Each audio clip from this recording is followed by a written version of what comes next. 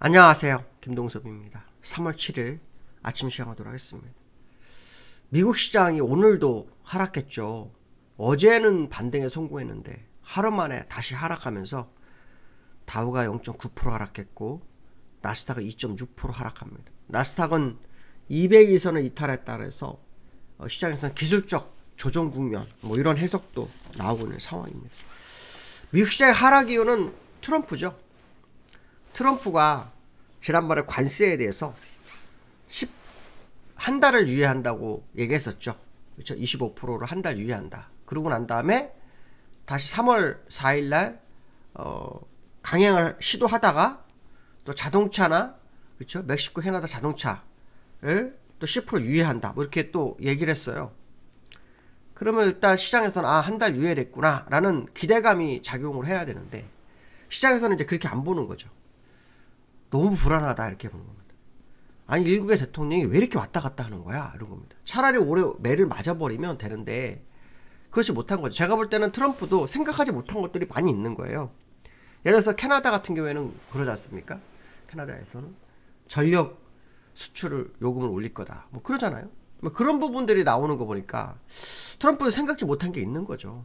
내가 이것도 고민해봐야 되겠구나 하는 부분들이 생기니까 약간 유예를 시켜주고 이제 자기도 작전을 다시 짜는 그런 상황인 것 같아요. 하지만 분명한 것은 뭐냐면 미국이 혼자만 살 수 있는 세상은 아니라는 거죠. 전 세계는 결국 함께 살아야 되는 게 맞다라는 거죠. 고립주의를 가게 되는 상황, 결국 국수주의죠, 그렇죠? 보호무역 이런 건데요. 그렇게 되면 그 순간은 이긴 것 같지만 나중에 가보면은 그렇지 못한 경우가 굉장히 많거든요. 예를 들어서 철강 이러면은 원자재 가격 올려버리잖아요. 오히려 철강 수출 이런 걸 관세 붙여버리면 차라리 원자 가격 높여가지고 들어오면 오히려 미국에 있는 그 철강 산업은 완전히 박살나는 거죠, 그렇죠?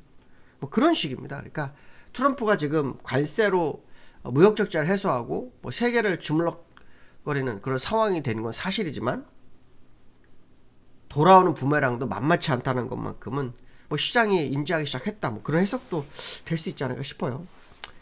어쨌든 관세에 대한 불안감이 투자 심리를 계속 짓누르고 있는 상황이 연출되고 있고 그래서 나스닥은 아까 말씀하신 조정 국면, 기술적 조정 국면 이렇게 얘기를 하고 있는 상황입니다.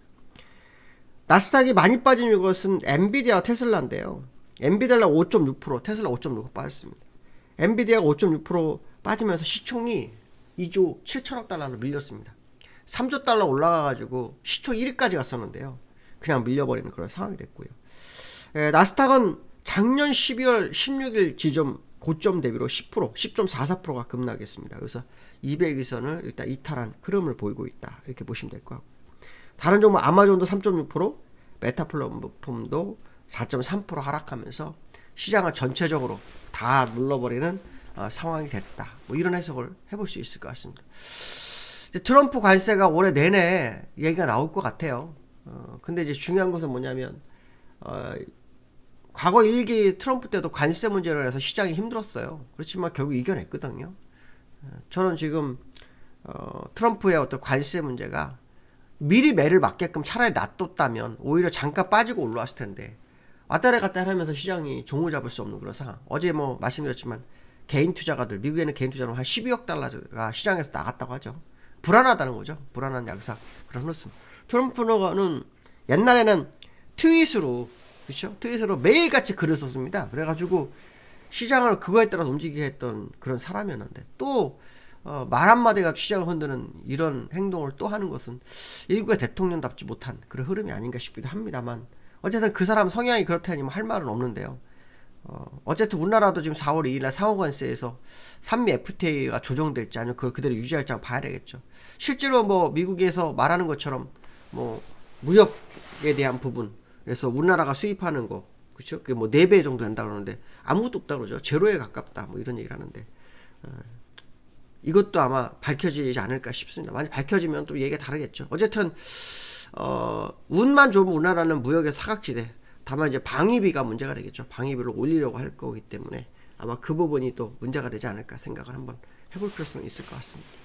나스닥과 다우 차트를 좀 보시면 다우는 그냥 제자리 걸음이죠. 어저께 1.4% 올랐던 거 그냥 제자리로 갖다 놓은 겁니다. 제자리에 갖다 놓고 횡보한 케이스. 후행스팬이요 상승 이격을 벌리는 과정입니다. 상승 이격 여기서 못 가요. 원래 가는 경우도 있지만 대부분 안 가는 경우가 더 많아서 이격을 벌리는 과정이고요.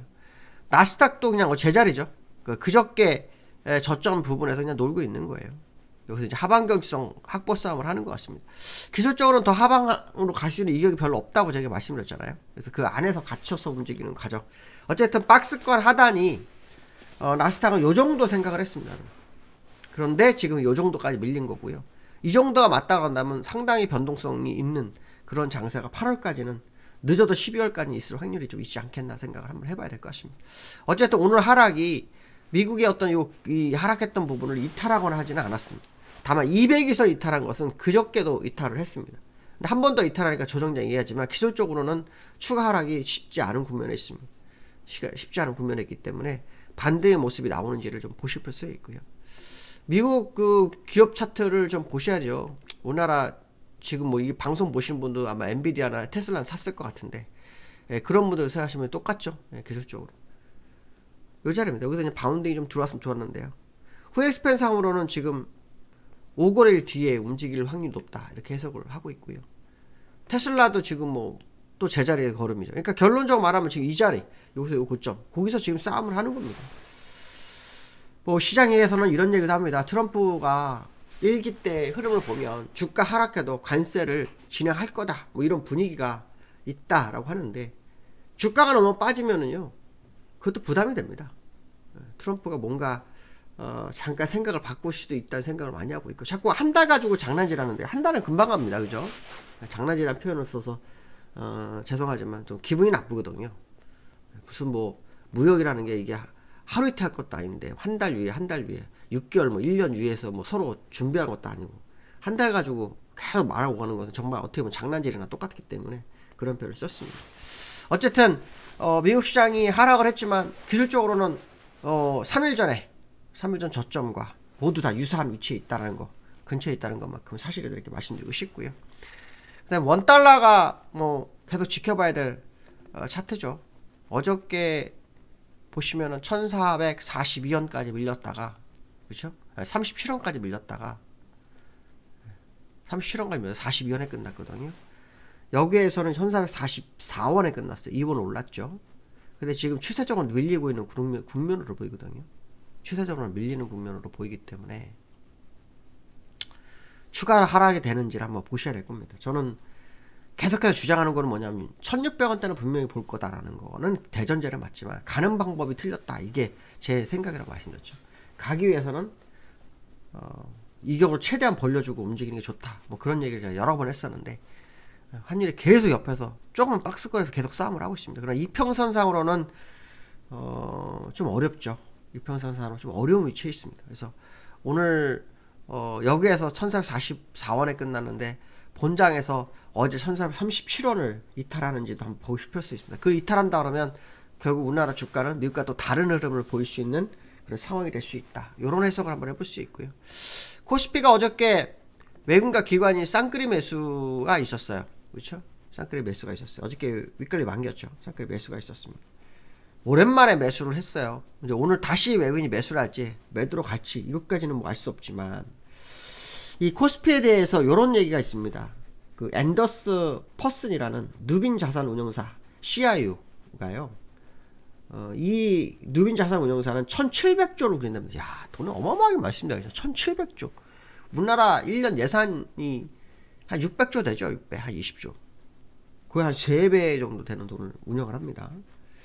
근데 그가 우리나라에 대해서 이 세 가지에 대한 어떤 얘기를 합니다. 첫 번째는 뭐냐면 우리나라가 도널드 트럼프로 인한 어떤 공격적 관세에 대한 어떤 상황이 안 좋은 상황이 있고 딥시크로 인해서 AI 주도주 교체 가능성에 대한 불안감이 하나 있고 탄핵에 대한 불안감인데 탄핵은 이미 반영됐다 이런 얘기를 합니다. 그래서 두 가지 문제가 있는데요.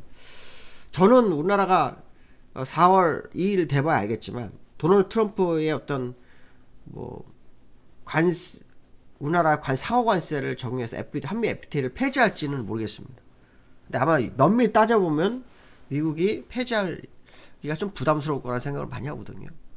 그래서 한번 그때 그 어떤 상황을 보셔야 될 것 같고 딥시크 뭐 일단 시장에 나왔는데 이 딥시크로 인해서 지금 사실은 엔비디아도 하락 국면에 접어들었죠. 그렇죠? 근데 저는 딥시크가 오히려 전 반도체 기업애들은 기회가 올 거라는 생각을 많이 해요. 왜냐하면 미국이 중국 반도체를 제재하기에 부담스러운 상황으로 점점 가고 있다는 거죠. 기술력이 너무 좋아졌기 때문에 오히려 뭐 미국이 기술 부족한 걸 가져와야 될지도 모르는 상황이 되잖아요. 그래서 그런 부분도 생각을 해본다 그러면 우리나라 수혜가 아닐까라는 생각도 일부 해봅니다. 물론 그건 뭐 시간이 더 지나가봐야 알겠지만 특히 삼성전자 같은 경우에는 기술적으로 이제 바운딩을 좀 해줘야 될 그런 위치에 있다는 게 제 생각이거든요. 그래서 그 부분도 한번 확인해 볼 필요성이 있을 것 같습니다. 오늘 여기까지 하겠습니다. 감사합니다.